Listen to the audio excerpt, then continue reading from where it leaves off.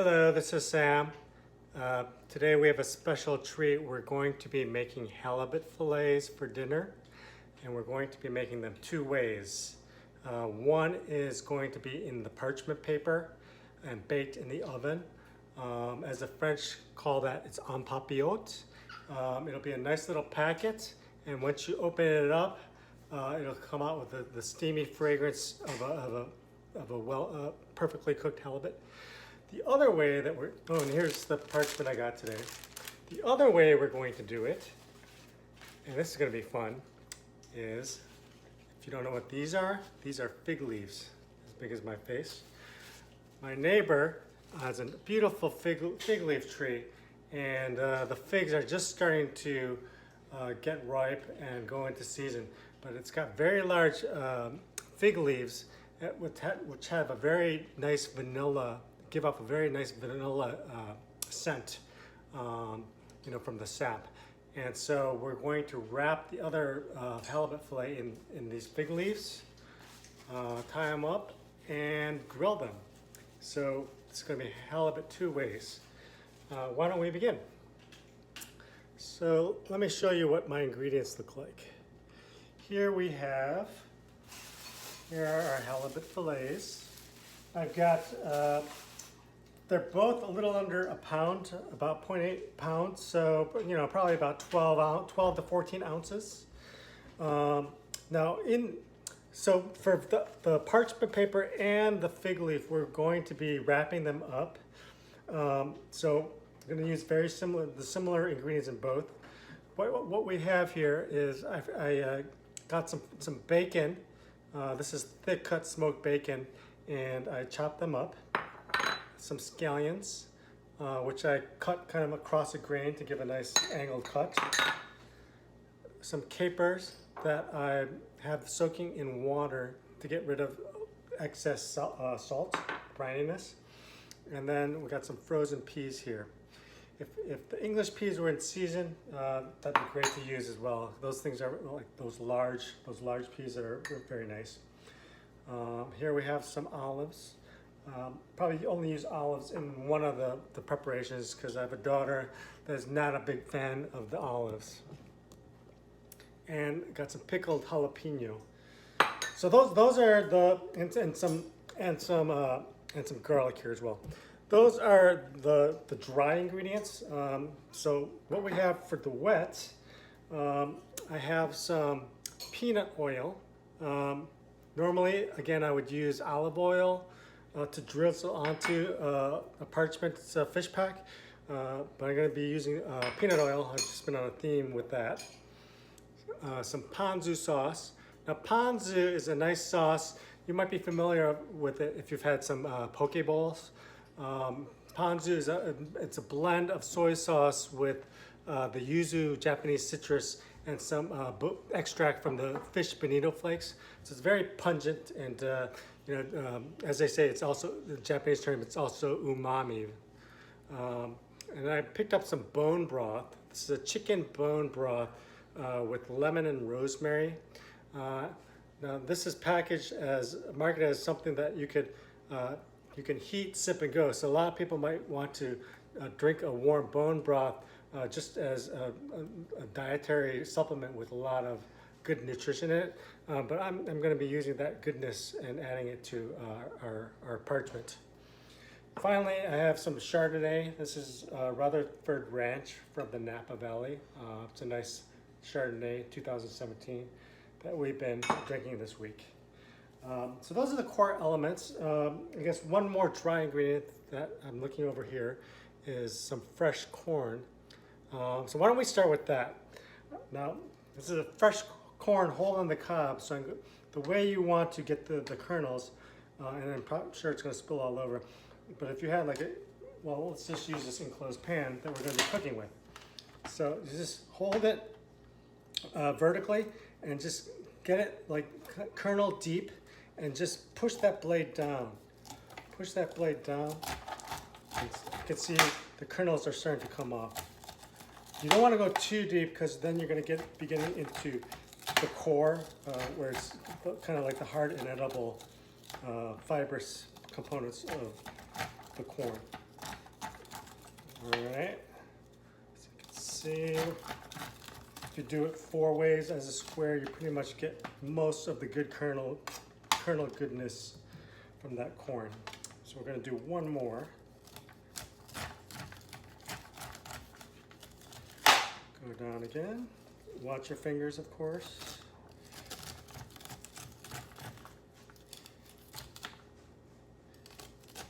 By the way, excuse my shirt. I went for a run before this video. It's a very nice day today.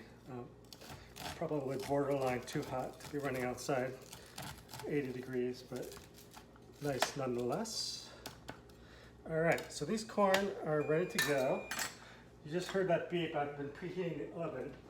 So I'm preheating the oven at 400 degrees. And you know, I just got these things from recipes on the internet, so obviously something you can do as well. All right, so if you look here, I got my corn.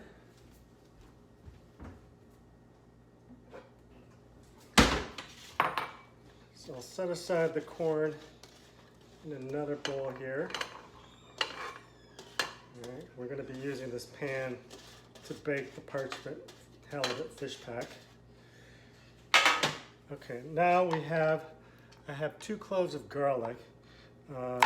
Just chop those up, you know, so we'll have approximately 1 chopped garlic clove per fish pack. All right, so let's start composing this. And I'm going to start with the parchment.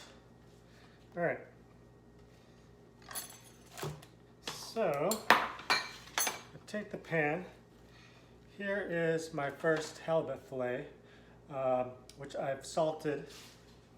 Nice skin. All right, now for this one, I'm going to take the parchment paper. Now they sell these parchment papers like this as an actual bag, which makes it very easy, but a little bit more pricey. You can also get rolls of the parchment paper and make your own and just fold up the fish pack when you're preparing it. Okay, so what I'm going to do here is I'm going to take some of this corn that we just chopped and lay it down as a bed. Fish. All right. And then I'm going to take some of the peas, add those to the bed, and put in the halibut fillet here. Now let's add some of these other ingredients.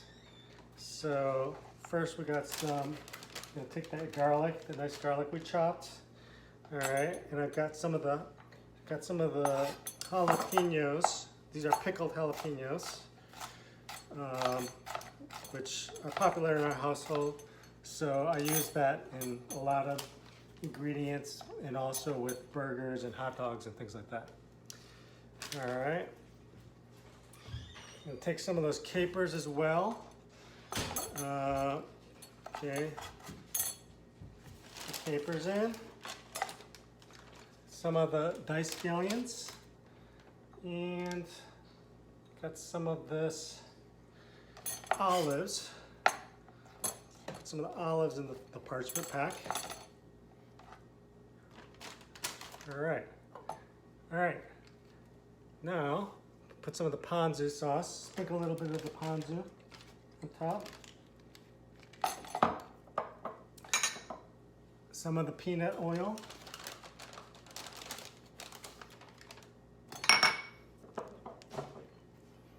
Chardonnay.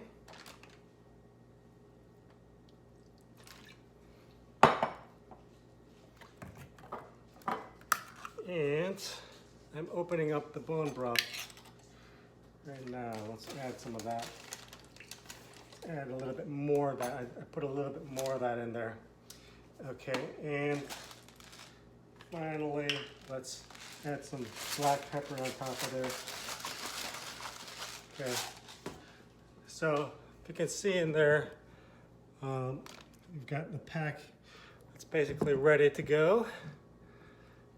All right, so let me fold this up.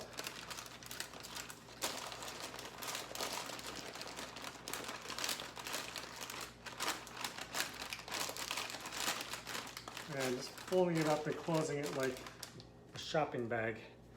Okay, now you can see the pack. That pack is ready. Let's work on the fig leaf. I take one of these fig leaves here. Now this won't hold as much because it's not totally enclosed like the parchment paper is.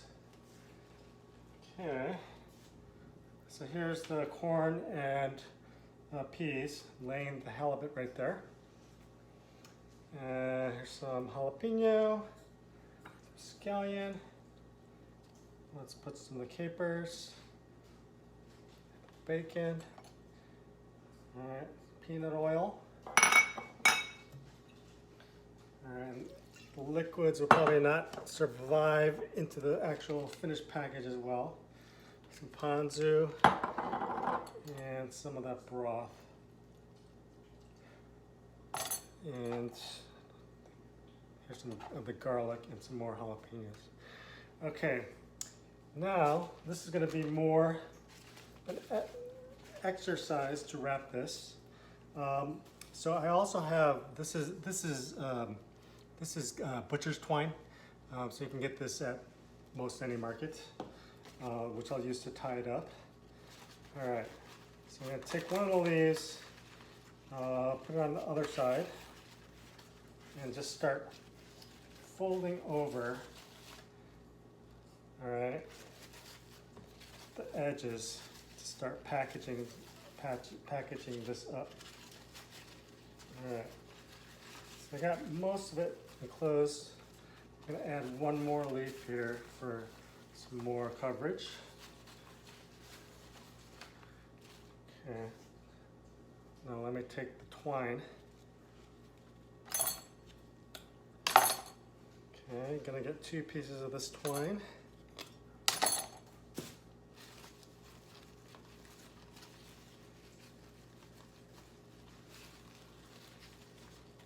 And just fold that in. And just start working on sealing that. You can just knot it. Now the twine, you can also use toothpicks to seal this if you prefer. Either way, you can soak the twine or the toothpick in water prior to wrapping. If you're going to grill this like I am. The reason being is otherwise the twine will probably, or the toothpick will start to burn. So you can also do that. I have not for this. It should be okay. We're not going to be cooking it too long. And I'll just take off the stem. Okay. All right, so here is a package. Now, all right, let me get one more plate. I'm going to separate out these 2 different preparations. All right, so here is the one that's wrapped in the fig leaf, ready to be barbecued. And here is the unpopular parchment paper, which is ready to throw into the oven, which I am going to do now. Now you can cook this for 12 to 15 minutes. Given that these are larger fillets, I'll probably go on the heavier side with 15 minutes. So putting it into the oven that's been preheating for 400 degrees. All right, and sit right tight and I'll start back up at the barbecue phase. Hey everyone, here I am back at the barbecue. Here we have the fig leaf wrapped halibut. I have the grill that's been heating and got it at a medium to high heat. So I'm taking some of that oil, the peanut oil in my case, and just oiling up the grill where we're going to put the fig leaf.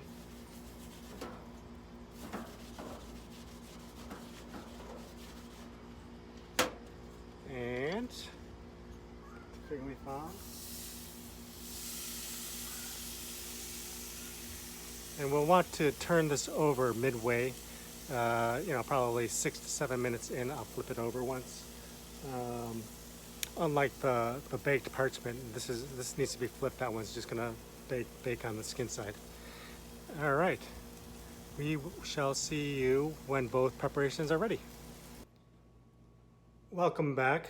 We are now 15 minutes into the future, where both the papillote parchment baked halibut and the fig leaf wrapped grilled halibut have been cooked in the oven and the grill respectively.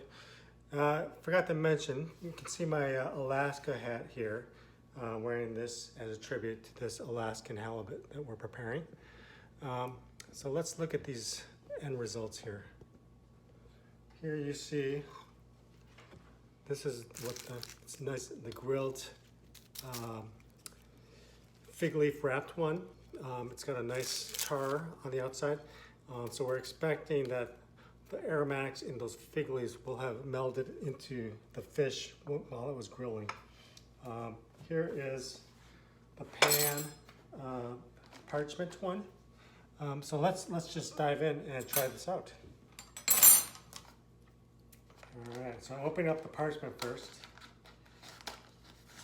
Now you can take these packs and just put them right on the plate and have your guests open them up, or open them up with your guests, and you see the steam rising out with this beautiful fillet. I'll just give you a closer look. Okay. Now the moment of truth. Let me try this. The fish should be flaky, which it is. Just gonna get some of these ingredients.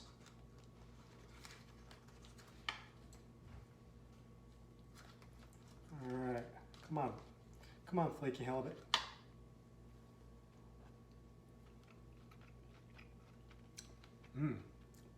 It's tender and nice. Okay, now let's move over to the fig leaf one. Cutting off the twine, and now the leaf is charred, so it'll flake off, and you don't want to eat the leaf. It's for the cooking preparation only. Oh, look at this. This is nice as well. Okay. All right. Let me try this one as well. Okay.